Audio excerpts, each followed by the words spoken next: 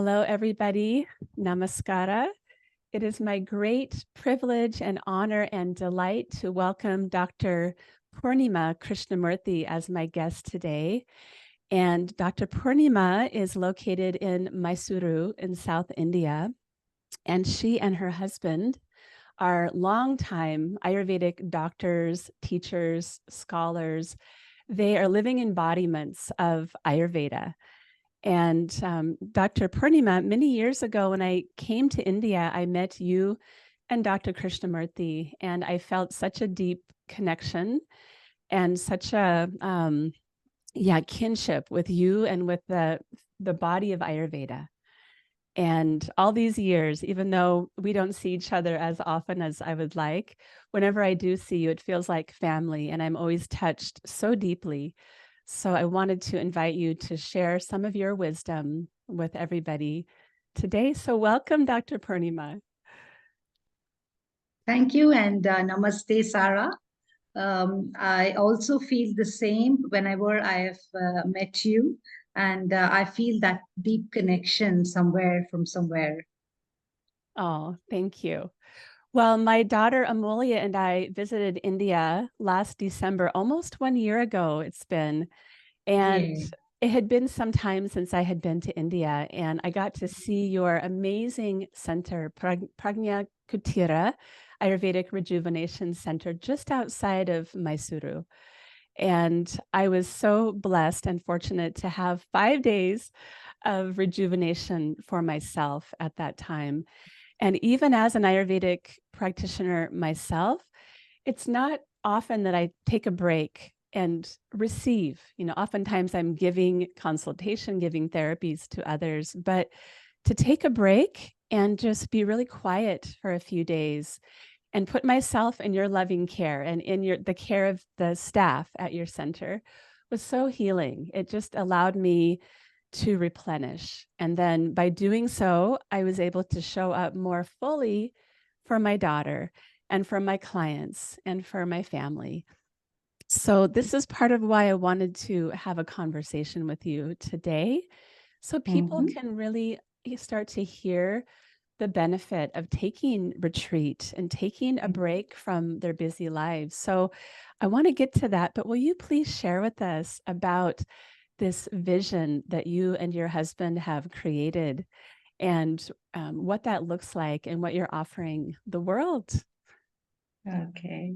Thanks, Sarah, for your visit to India and to our place, and thanks for staying with us and being my guests for at least 5 days. And I'm sure you enjoyed all the therapies, and I hope you come back again and again for more rejuvenation.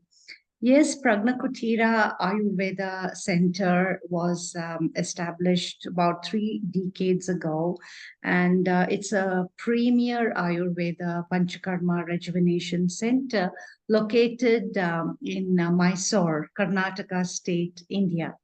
And we are someone who believes that Ayurveda, which is more than a 5,000-year-old healing tradition, was given to us to enrich, enhance, and enlive in our lives rather than just treat Ayurveda as a science of healing. Ayurveda is more so the science of life, the wisdom that the world has given us for healthcare, and it also teaches us how to create a harmonious balance between the mind, the body, and the soul. So it's a beautiful science which is older than the Greek medicine, and Ayurveda is called the mother of all medicines.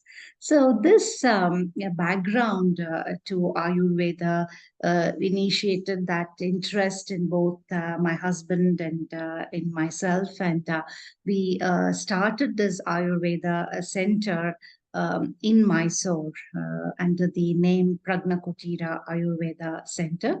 And we also have another institute which is called the Abhijna International Academy of Ayurveda and Yoga. Prajna Kuteera is more for therapeutics, and Abhijna International is for research and academics. So we have been in this journey for over 3 decades now. And the interesting thing here is Dr. Krishnamurthy comes from a lineage of Ayurveda physicians. They were royal physicians, to the then kings of Mysore. So he is almost the ninth generation of Ayurveda doctors in his family, and they used to treat the kings of Mysore. And the best part is my daughter Abhijna is continuing the tradition and the study in Ayurveda very proudly and very humbly. Wow. So we offer Panchakarma, Ayurveda, rejuvenation therapies here on a 7, 14, and 21 day, basis. And people come here not only to detox, to rejuvenate, but sometimes just to unwind and Mm. be with us. So we have created a small little cozy tapovan in Mysore, which you visited, which is very simple, modest, yet it offers everything that Ayurveda gives. It sticks to the tradition, the Vedic tradition, adheres to it very, strictly. We have yoga, we have chanting, we have havans and homas every week. We have special prayers. We have authentic Ayurveda Panchakarma therapies here. And our therapists who offer therapies here at our place also are, really into it. I can say they meditate every day, imbibe the cosmos, vibration every day, and then transfer it to the guests who undergo therapies under their hands. That way all the positive vibes are drawn from the cosmos and passed on to the guests who are under therapy, so that they get better and faster. Healing happens to them. So that's what it is. So I welcome all in the audience who are all listening to us today to sometime visit us in Mysore, Karnataka, India, and be our guests. Oh, thank you so much. Well, when I was there, I really noticed that about your staff, that they Mhm. are really living, the Ayurvedic and yogic paths themselves. And your therapists are top notch. So they're very well trained, but they're also Mhm. so sattvic and so delightful. And when Yeah, I participated in the evening satsang, the therapist and staff were also there contributing their yeah, thoughts, their ideas. They were in the yoga class doing yoga with us. And so everybody there is participating in the day-to-day activities. And it's true. very palpable. I feel like that transmits something very special in the treatments. Right, right. Yeah.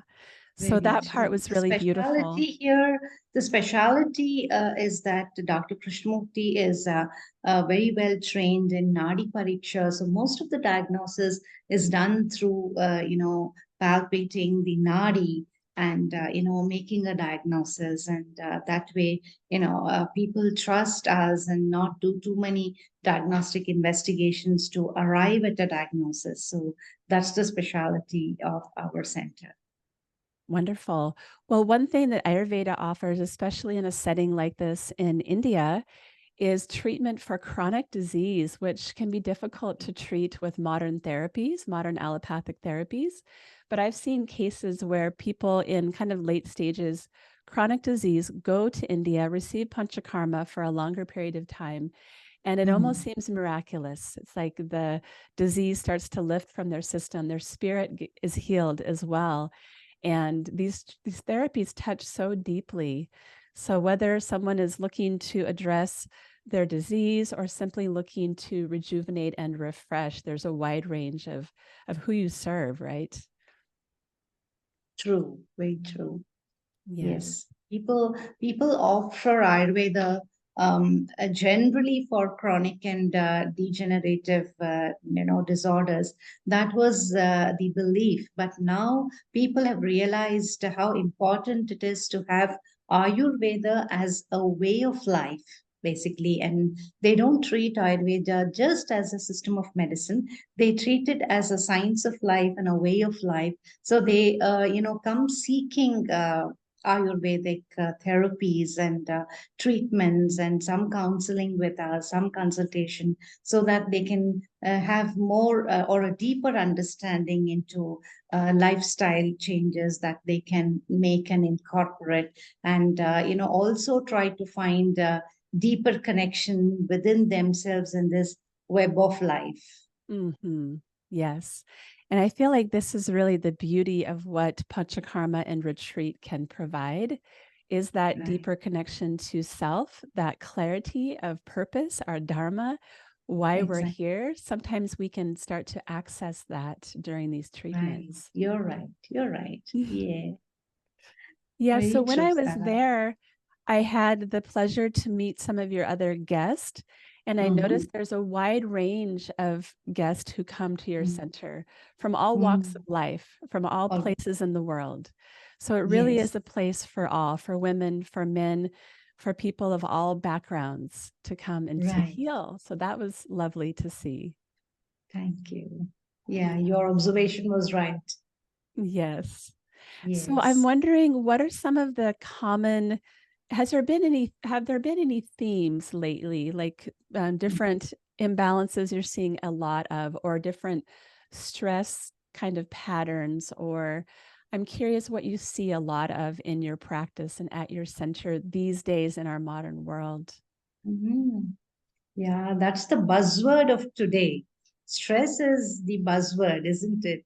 People Yes, hadn't heard of this word, I think, in the 90s, I must say. Then suddenly this word caught up, and even if you talk to a kindergarten child today, the child can tell you, "Leave me alone, I'm stressed." Isn't it? true. Sarah, man might have made a lot of progress and a revolution in the last 4 centuries. There's been immense growth. He has gone from an era of blind faith and superstition to an era of experimentation and technology. But he might have found different ways to improve his quality and quantity in life. But there always has been two challenges that mankind has been facing. If one challenge that I would talk about today is pollution that the whole world is facing, and the second challenge is this buzzword called stress. If pollution can shake the material world around us, stress can shake our own existence, isn't it? Mhm. We've never tried to understand what this whole concept of stress is. If you have observed the number of people hopping into this bandwagon called stress is increasing by the day. There is, you can call it by any name. It's anxiety, fear, antagonism, depression, resilience, so many things. Sometimes all this stress is to do with some inner conflict, also. You never know, isn't it? Sometimes when we are happy, also, or in a happy situation, also, we are stressed. In a sad situation, also, there is distress. So it's like warp and woof in every aspect of life today. So definitely, stress is something that is governing the mankind of this age and time. I agree with you. Yes. Hmm. And do you see when someone comes for 7, 14, or 21 days of Panchakarma retreat, by the time they're leaving, do you see their nervous system has changed, or their patterns of holding stress have maybe been alleviated? Definitely. See, this is because at Pragna Kuteera, we treat a person as a whole. It's not that we just treat their physical ailment. We treat them in a very holistic way, wherein they are first made to understand what they are going through. We try to tell them what is bothering them, how they came, across all these things, and how they landed up here with a doctor, whoever, whichever doctor it is, and what caused these diseases to them, and how they can get out of it. We counsel them with ways and means how to address these situations, alongside giving them detox, panchakarma, rejuvenative therapies. So by the time they leave, they will have had a definite introspection about themselves, and they would have understood how to handle their own selves and develop a different perspective towards life. So definitely they go back happy. Oh, absolutely. Yes. Yeah. I feel like for the patient to understand the root cause of their imbalance is so important when they gain Exactly. understanding. Exactly, exactly. But taking it further, it is said that Adi is the cause of all Vyadi. You're talking about root cause of a disease, right? So Adi is the cause of all Vyadis. Adi means mind, and Vyadhi in Ayurveda or Sanskrit means disease. So it simply says mind is the causative factor for all diseases and situations. In Sanskrit, it is also said, Mana eva manushyanam karanam bandha mokshayo. Mind is the causative factor for, like bonding or alleviation from it. For bandha or moksha, mind is the causative factor, whether to get into a hopeless situation or to get out of it. Mind is the root cause. How diseases come. You said root cause of a disease, and I said mind is the root cause for most diseases, and the people would be wondering how that could be possible. When our body becomes weak, or your immune system collapses, or you're in a situation wherein you're totally stressed within and without, then the body goes into a situation called alarm. The body it just the whole system is shaken for a minute. When the body goes into this situation of alarm, and it progresses or prolongs for a little longer time, the whole system, our whole system, including the nervous system, tries to give resistance to that alarm that the mind has created on the body. Okay, and in the process the body goes into exhaustion. Okay, and it becomes vulnerable to diseases. As soon as the mind gets agitated, it creates an alarm situation, firstly in the brain, because we all believe that brain is the seat of the mind, right? And the hypothalamus in the brain, when it is instigated by the mind, starts sending, lot of chemical cascading, a lot of wrong signals. So a lot of chemicals are pushed into the whole system, and especially the endocrine system gets affected a lot. The endocrine system in our body, as you know, is called the ductless system, is also called the ductless system because it does not have a channel of its own. So all the hormones and the proteins that it secretes is directly shot into the bloodstream, where it goes wherever it can in the body. It goes through all the channels, traverses throughout the body, and actually looks for a place which is vulnerable. Suppose your skin is weak, it makes that area more vulnerable to a disease. Any other part of the body, any other system in the body is vulnerable, there the disease manifests itself. And if we already have a predisposition for a particular disease, then it becomes easier for the disease to manifest. Even, like take small things like, whenever we are stressed, our heart rate goes up, our pulse rate goes up, our breath rate goes up, more acids start secreting within the gastrium. There's inflammation in the body. There's spasm everywhere at the back, of your neck, at the low back area. isn't it? There's faster blood clotting in the body. You name any disease, Sarah, today, starting from migraines to, spondylosis to digestive disorders, acidity, menstrual disorders, infertility, lack of libido. You talk about anything. Mind plays a major role in helping these diseases to manifest itself. This is because small stressors of, every day.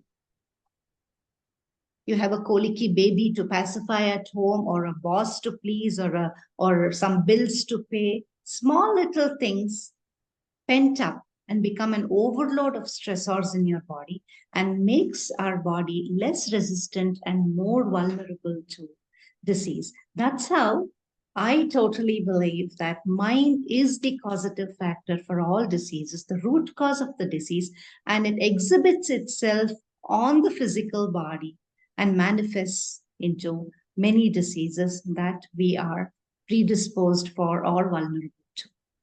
Wow. Thank you for illustrating that so beautifully, Poornima. So, so beautiful. Yeah, very Thank you. clear how the mind and body are directly connected. And that bit about the Yep. endocrine system as well. So important to consider that. Yes. Well, I'm wondering, and others listening may be wondering, how do we start to heal our minds if the mind is the root of the causative factors of all these diseases? How do we begin to bring our mind into a state of balance once again? Well, there are so many tools to, bring the mind under, under a control, or bring a balance with that whole faculty of mind. Firstly, one has to acknowledge to themselves that they are stressed. Unless you tell yourself that, yes, this is happening to me, I know what is bothering me, I know what the stressor is, unless we try to understand our own selves and locate where it is coming from, then we won't be able to handle the mind and the stress that it is, you know, imposing itself on the body. Isn't it? And there are so many tools to, that can help us create a strategy and stop all that confusion and the drama that we are seeing in the life. And there are so many strategies that can help cope with all these things. All we need to do is sit back and think clearly and just press that reset button of our lives. There is that reset button somewhere. We just need to know where it is to bring that little, much needed change in our lives. Yeah. Isn't it? We all should know or understand that it is definitely important to embark on a self-care journey. Unless we understand that, it becomes very difficult, isn't it? So, firstly, one of the most important strategies that I would like to talk about is, give me 1 minute, that we have to work on a holistic health approach, treating both body and the mind. Isn't it? Just treating the mind wouldn't help you. You also need to treat your physical body, and also do a lot of self care that will help you. The first important thing that one needs to well incorporate or think about is having to let go of things. How many of us do that? We hardly do it, isn't it? We always hold on to so many things, things from our past, things about the future. How many of us live in the present? Isn't it? Only unless we let go of so many things that we have harbored inside, that stress relief just doesn't happen. You may try so many tools as meditation, pranayama, so many things, but unless you lighten yourself and your heart, because heart chakra, it's the center of emotion, isn't it? So one of the most important things, or the most important thing to de-stress, is to let go of things. Number two is love yourself. Once you love yourself, you'll definitely embark on a self-care journey wherein both the mind and the physical body can be taken care of. Number three, again very important, is to learn how to forgive and forget. I hope you agree with me. Yes. How many of us have learned how to forgive people? There could be so many incidents, so many instances that would have happened in our lives. And, have we ever tried to forgive people and then forget about it after that? Once you do that, most of the stress is gone. This is because stress many a time is because of some internal conflict that we ourselves have. It is that chatter that happens in our body every single minute. Always we are in the past or we are worried about the future. Always carrying baggage with us from our past. We have to learn to move on. Am I right? Hope you agree with me. We should learn to move on. And the best thing to, the fastest way to be happy is to quit being sad. Isn't it? We all have a purpose in life. The only thing is we should learn or understand what that purpose in life is, where we are heading, what is our pursuit in life, why were we born, isn't it? And where are we heading? If we could, do that, then also incorporate things like, doing regularly, pranayama and a bit of yoga every day to calm both the body and the mind, meditation, picking up a hobby, which is very important. Most people don't have a hobby of their own. Some people say, oh, we'll pick up a hobby when we retire. By then, you won't have the energy nor the drive to pick up a hobby. Everyone has to pick up a hobby when they are still energetic and young so that they can, nurture it and lean onto it when, they really need to de-stress. Not pick up a hobby when, you're really done with, all the, drama in life and there's confusion. So nurturing a hobby is definitely very important. Spending time with family or friends, spending time with nature. How many of us do this? We've almost forgotten to share and care.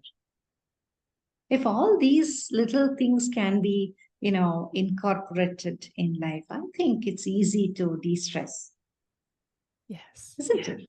Yes. Yeah.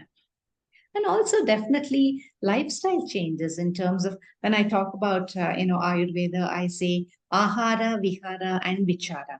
Ahara is having a good diet, a healthy diet. And be mindful of what you eat. You can indulge in food, but be mindful of what you're eating. Because, it's very simple. Ahara, the word in Sanskrit, which translates itself into food, has two syllables in it, ah and ra. Okay? Ah means from outside.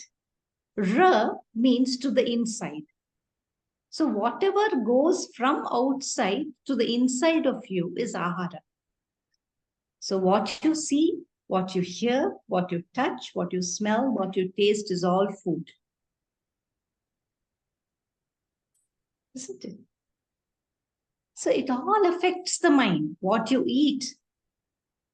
In the language Hindi, it is said, Jo kave tan, wo bhave man, which simply means what you eat, you become. It definitely affects the mind because whatever we eat becomes three parts in our body. The gross part becomes the fecal matter and goes out of the body. The subtler part of nutrition nourishes our body, And the subtlest part of it becomes our mind. So what we eat becomes our mind. So stress definitely, has a bearing, or the food has a bearing on stress. So when you know what to eat, when to eat, why to eat, how much to eat, a lot of that battle can be won. Isn't it? When the mind is taken under control, I think, like, as I said, half the battle is won and most of the disease can be controlled. And the body's immune system picks up. Isn't it? We all have to, try to understand our own selves, give up that attitude of selfishness. Isn't it? Even at work, we generally don't trust anyone at work, isn't it? So we don't delegate work to others. So we think we are all super women. We can do everything ourselves. Isn't it? We don't tolerate others. So thereby a lot of workload falls on us. We don't know how to delegate. We don't know how to tolerate people. Naturally, the overload of stress happens on the body, which lowers our resistance, lowers our immune status, and thereby makes us vulnerable to disease. Mm-hmm. So to become someone like as a wholesome personality, one has to treat firstly the mind and then the body. So profound. I've been gathering some of the gems, so many gems you've shared with us today, Dr. Poornima. Thank you. Some of the ones that are really standing out for me, that idea of really letting things go, because we can hold on to things and even begin to identify with them. And it becomes almost a part of who we are, even though it's long in the past. It's so important, learning to let go and to forgive ourselves and to forgive others creates so much lightness in the body. Isn't it? Yeah, in the mind and in the heart. And then the piece you shared about having a hobby. This is something I share with a lot of my women clients, is about reclaiming our passion, our joy in life, those things that we might have left behind when we were young. And then education happened, career, family, and we stop doing those things. But when we start to bring them back, everything starts to be more enjoyable and life is so beautiful again. Very true. Very true. Yeah. It's like it's our life. At the end of the day, it is our life. We should know where to put a punctuation, where to, start taking care of oneself. It's, as I told you, it's very important to firstly know what stressors are disturbing us. Isn't it? It could be a very nice or a happy occasion in the family, yet we are stressed. There's a stressful situation, or there is distress in the family, then also we are stressed. Sometimes some experiences in life, bad experiences, let me say, even if it's very like a very short term experience, it does have a bearing on our whole system. So one has to know, where to, put a punctuation to it and say, no, you're not going to affect me anymore. If there is a problem, tell the problem that you are stronger than the problem. Isn't it? You're able to handle that situation better. All you need to do is trust yourself. As you said, there is this hurry in life, isn't it? There's no pause. We have to stand, pause, take a, look back at everything that happened in our lives. It's called, in Sanskrit, it is called Simhavalokana. How a lion, a majestically walking lion, simply turns around after walking for a while just to see how much distance it has covered. Similarly, we all have to pause a bit in life, look back and see or observe the path that we have treaded, and make some decisions in life that are helpful to your own self and for the upliftment of the soul. Otherwise, we will all get stuck where we are and no progress is made. Isn't it? Mm-hmm. So that pause is very important. We must learn how to slow down. I was just thinking the other day, when you're getting your kids ready to school or wherever, you say, get ready quickly, you're getting late. Hurry, hurry, hurry, isn't it? But later on in life, we start telling them, slow down, breathe deep, isn't it? We teach the younger generation to, get on with the fast-paced life initially. Then we try to unwind and tell them, breathe deep, slow down, take it easy. How does that happen? Simply doesn't happen. You have to teach the body and then, undo the whole thing and put something afresh. So, clicking that pause button somewhere is very essential to start feeling better. Because as I said, all these things are the root cause of all the diseases. You see any disease in this world. Talk about AIDS. What is AIDS? Acquired immunodeficiency syndrome. Immunodeficiency, and you acquire it. HIV infection is only a vector. It is only like a triggering factor to that immunodeficiency that the body acquires. How does that immunodeficiency happen? This is because the body or the system completely collapses when it becomes vulnerable to diseases. And the causative factors again zeroed in onto this beautiful factor called mind. Isn't it? So one should understand where to, draw a line, where understand where we are heading. Yes. Yes, to take pause, to reflect, to nurture our soul.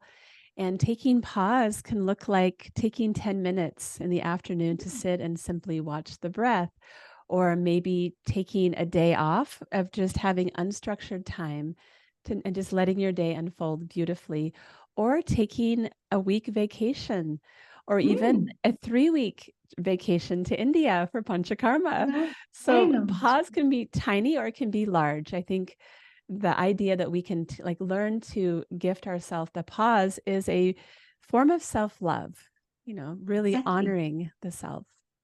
Once you really love yourself, you will do anything for yourself. Isn't it? Yes. Me too. That's beautiful. I'm going to write that last sentence down, Dr. Poornima. Thank you. That's It's really very important. It's because you're doing it all for yourself, isn't it? Yes. And thereby you're creating a harmony between the mind, the body, and the soul and the environment. Because tomorrow we should not end up as bad elements to the society. We shouldn't become a burden to the society with so many diseases. It's all about wellness, isn't it? Yes. Yes. And thinking of ourselves, taking care of ourselves, it's really not selfish. And this is one thing I talk with many of my women clients about. That, Right. self-care is not selfish. The more we nurture and care for our souls, our bodies, our minds, our family members, our society, our workmates, everybody benefits. Exactly. As you said, it's not being selfish. In fact, by doing or taking care of your own self, you're doing so much good to the society, isn't it? So much illness has been, can be removed. So much of medical attention can be saved. Isn't it? Yes. It's all in our hands. Yes. Wellness is to do with your own care. See, a doctor can simply give medication to a patient. A doctor cannot give health. A doctor cannot give wellness. It has to be achieved by the patient or whoever. Doctors can only give medication. Do you agree with me? Yes, So absolutely. that wellness, that concept of health, everything has to, be achieved by one own self. Like, to develop all that, there are so many strategies again, as you said, picking up a hobby or venting it out. Writing also takes off a lot of stress. Like I tell my patients, whatever comes to your mind, just jot down, just write it on a sheet of paper, or even type it on your computer. Whatever, suppose you don't agree with somebody, suppose you want to bully me, you don't like me, you want to badmouth me, you want to take it out of your system, just write it down. Just write everything on a sheet of paper and destroy that paper. That way, so much of burden has gone out from your system, isn't it? Or use a punch bag. If you're so aggressive, use a punch bag to vent it out. There's so many things that can, help lighten you. Music, performing arts. As you said, going on a vacation, but sans all these social media and mobile phones, Yes. isn't it? Because I've seen people, going on a holiday or coming here to a retreat, a family of four sometimes, and all the four will be on their cell phones, either watching something on it or playing games. They are all together on a vacation and yet they are all separate. Mm. And that's definitely not a vacation. Yes. Yes. Well, you are such a beautiful living example for your children and for your community. And I really honor you for that. I'm so delighted that one of your daughters is pursuing the path of Ayurvedic Right. studies, will become an Ayurvedic physician herself. Carrying Herself. on And the older one is Pragna, is studying, hospital administration.